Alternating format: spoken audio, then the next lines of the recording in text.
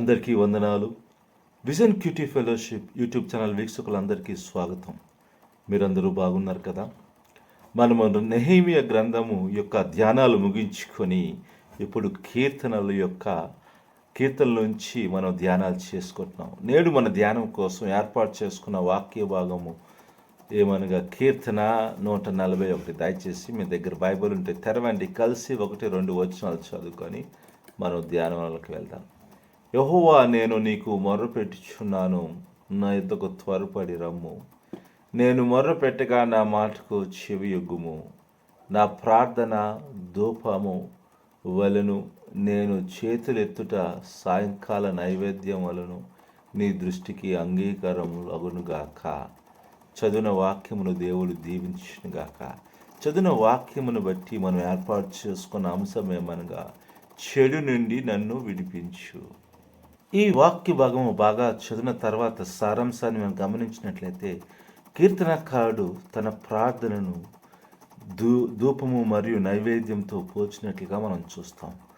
ముఖ్యంగా ఇక్కడ మనం చూసినట్లయితే తన హృదయము మరియు మాటలు మరియు చర్యలు, క్రియలు పూర్తిగా పవిత్రంగా మరియు చెడు చేత కలంకము లేకుండా ఉండాలని అతను ప్రార్థించినట్లుగా ఈ వాక్య భాగంలో మనం చూడగలుగుతాం. దుష్టుల వలె మరియు వారి మోసపూరిత మార్గములో మరవకూడదని అతడు హృదయపూర్వకంగా దేవుని ఎదుట కోరుకున్నట్లుగా మనం చూస్తాం.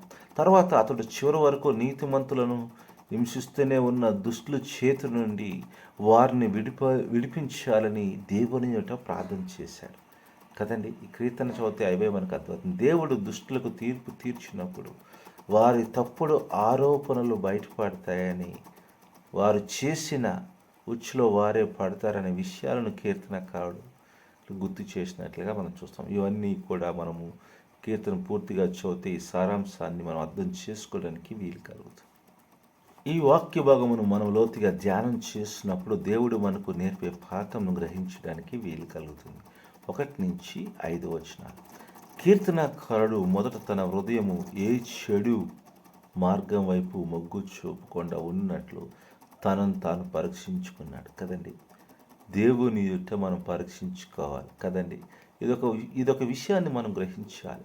దేవుని ఎదుట పరీక్ష చేసుకున్నప్పుడు చాలా విషయాలు, మనలో ఉన్న తప్పులు, మనలో ఉన్న చెడును మనము దేవుని ఎదుటగా ఒప్పుకోవడానికి వీలు కలుగుతుంది. అలాగే మనం కూడా మమ్మను శోధనలో తేక కీడు నుండి తప్పించమని ప్రార్థించడానికి అవుతుంది కదండి. ప్రియమైన వాళ్ళరా, ఒక విషయాన్ని ఎప్పుడు మనం ఆలోచన చేయాలి. మనల్ని మనం పరీక్షించుకుంటున్నామా?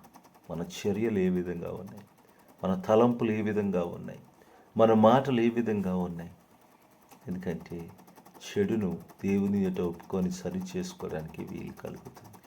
దేవుడు నిన్ను నన్ను ఎందుకు ఎన్నుకున్నాడంటే ఆయన ఎదుట ఈ లోకంలోనూ నీతిమంతులుగా జీవించాలని కోరుకుంటున్నాడు. కనుక మనం పరీక్షించుకున్నప్పుడు ఇవన్నిటినీ కూడా, దేవునికి ఇష్టం లేనివి ఏమున్నా కూడా వాటిని మనం దేవుని ఒప్పుకొని విడిచిపెట్టడానికి వీలు కాదు. ఇంకా మనం ధ్యానం చేసినప్పుడు ముఖ్యంగా 5వ వచనము, కీర్తనకారుడు తన యొక్క విలువను గుర్తించాడు. నీతిమంతులచే మందలించబడి అటువంటి దిద్దుబాటును కోరుకున్నాడు కదండి. నీతిమంతుడైన స్నేహితుని మందలింపు ప్రేమపూర్వకమైన మరియు అవసరమైన హెచ్చరిక. నీతిమంతులు మన జీవితంలో ఉండడం ఎంతో అవసరం కదండి. ఎందుకంటే వారు మనలను సరిచేస్తారు. మనం ఏమైనా తప్పుడు మార్గములు నడిచినప్పుడు, దేవుని నుంచి దూరం అయిపోయినప్పుడు వారు మనలను సరిచేస్తూ దేవుని ఎదుట కట్టడానికి వారు ప్రయత్నం చేస్తారు. అందుకే మన జీవితంలో మనము ఆత్మీయమైన స్నేహితులను మనము ఎన్నుకోవాలి. అలాంటి వారితో స్నేహం చేయాలని దేవుని వాక్యం గుర్తు చేస్తుంది. కనుక మనలను క్రీస్తుకు దగ్గరగా ఉంచే ఇలాంటి స్నేహితులు మనకున్నారా?